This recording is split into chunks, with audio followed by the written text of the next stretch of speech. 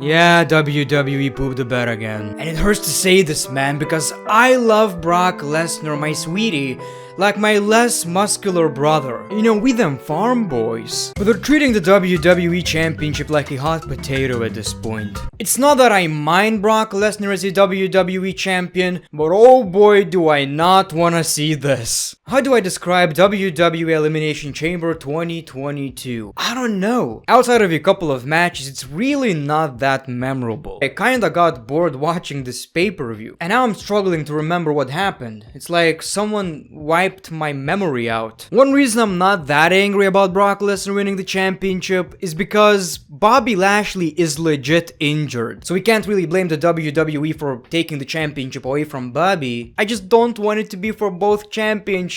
But I wish Bobby Lashley a speedy recovery with tons of whim, and I think he's going to have a wonderful time. Ladies and gentlemen, welcome to my WWE Elimination Chamber 2022 review. The first match was a kickoff match between Rey Mysterio and The Miz, and honestly, this was better than expected. I didn't have high hopes for this one. I don't like the storyline, but it was somewhat entertaining. Obviously, Dominic got involved. He got ejected by the referee.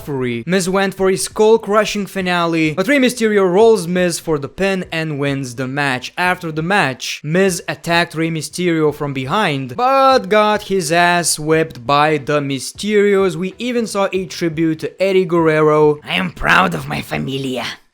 Booyaka. It seems like Dominic Mysterio ain't gonna get spanked tonight. Big familia vibes. I'm surprised this was at the kickoff because there's one match that definitely should have been on the kickoff show instead. The show kicks off in a very interesting way, the WWE Universal Championship match. Bill Goldberg versus Roman Reigns. Seeing these entrances is just phenomenal, man. That's the highlight of this match, to be honest. I personally thought this was one of the worst Goldberg's matches since he came back to the WWE. I don't mind it, I'll tell you why.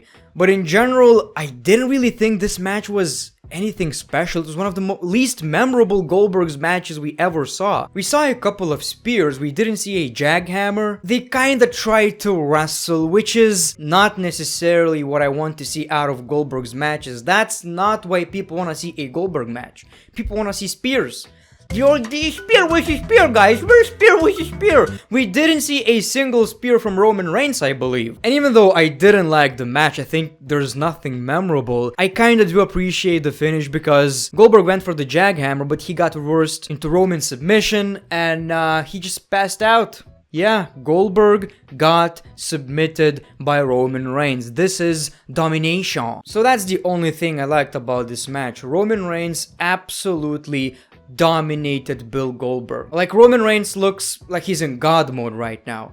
I don't know who could defeat Roman Reigns for that championship. And maybe it is Brock Lesnar. That's the only guy we have left. Then we saw the Women's Elimination Chamber match for the Raw Women's Championship title shot. Doudrop, Morgan, Bianca, A.S.H, Ripley, and Bliss.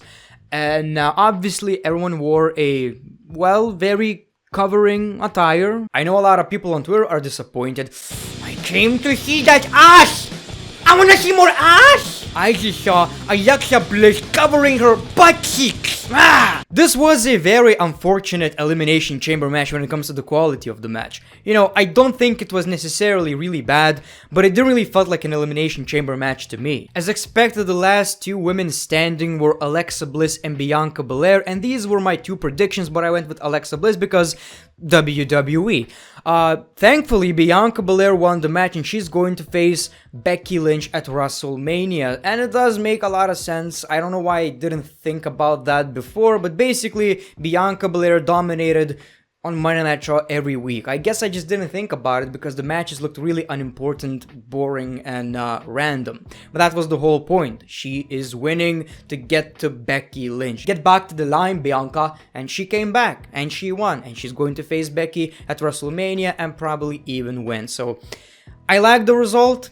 But the match itself, I did find it a bit boring. Then it was time for Ronda Rousey and Naomi versus Sonya Deville and Charlotte Flair. Yeah, I don't know about this one. This was This didn't need to be on the show. I know why it was, obviously, and I can appreciate that, but yeah, this was possibly the lowest point of the show in my opinion. Ronda Rousey couldn't use her arm, but it seemed really obvious that she could. And of course, Ronda and Naomi won the match. I'm just really not interested in Ronda Rousey versus Charlotte Flair. I'm not at all, man, not at all. The Miz said he's going to get his revenge and he has a mystery partner, international superstar. People are saying it's Cody. It's not Cody. It's Logan Paul. Then we saw Drew McIntyre versus Madcap Moss, false count anywhere, so obviously Baron Corbin got involved. It was like a tag team match at first.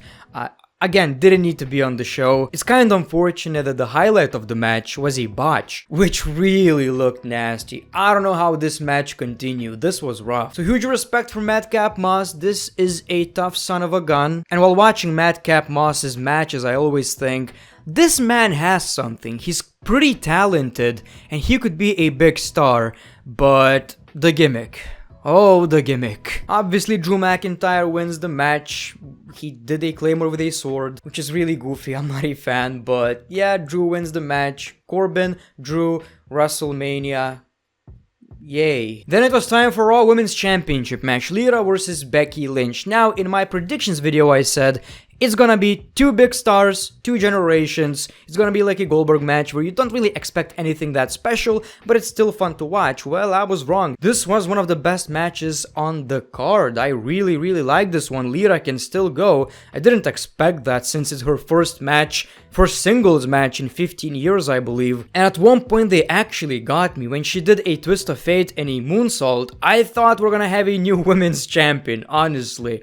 But, you know, Becky Lynch still won the match, and after the match we saw a sad Lita, but, you know, the crowd paid respect for Lita, and I honestly wouldn't be shocked if we see Lita at WrestleMania, because this was a great performance. She can still go, and I would be kind of surprised if WWE doesn't want to see Lita at WrestleMania, because obviously she can still deliver and give a lot to the show. I don't know why this was not on the kickoff show, but the SmackDown Tag Team Titles match didn't even happen because the Usos attacked the Viking Raiders, and that was basically it.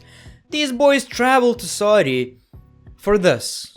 For nothing. I hope they got paid, man. I really hope they got paid. Why this was not on the kickoff show? But to be quite honest with you guys, I was kind of happy it didn't happen because I didn't care. Guilty. And of course, the main event was the Elimination Chamber match for the WWE Championship. Brock versus Seth versus Austin versus Riddle versus AJ versus Bobby. And Brock Lesnar looked at every competitor and he just ignored Riddle because of their history. That was really funny. Rollins put Theory through Lashley's spot with a buckle bomb, and apparently Lashley got injured.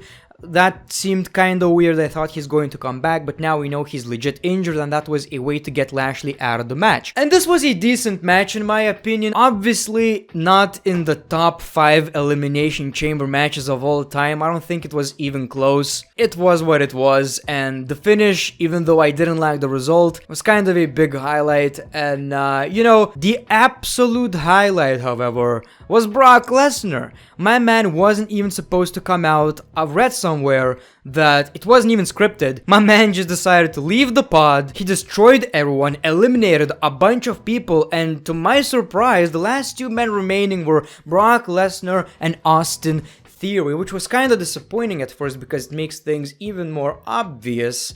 But obviously we got Brock Lesnar absolutely destroying Austin Theory, which was really fun to watch. And you know, we got an F5 of the pod, which was a big highlight. Brocky wins. Cows are happy. Brock is happy. The milk stock prices are up. Brock Lesnar is your new WWE champion. Yep. Yeah, and they even showed us graphics, so yes, we are going to see 2 championships in the same match. It's 2 WrestleManias, man. Like, you could use a WWE Championship match for one night, Universal Championship for another night.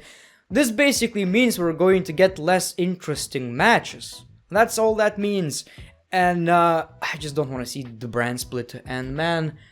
If you want the brand split to end, can you please just try to remember what WWE was like when we didn't have a brand split in like 2012, 11?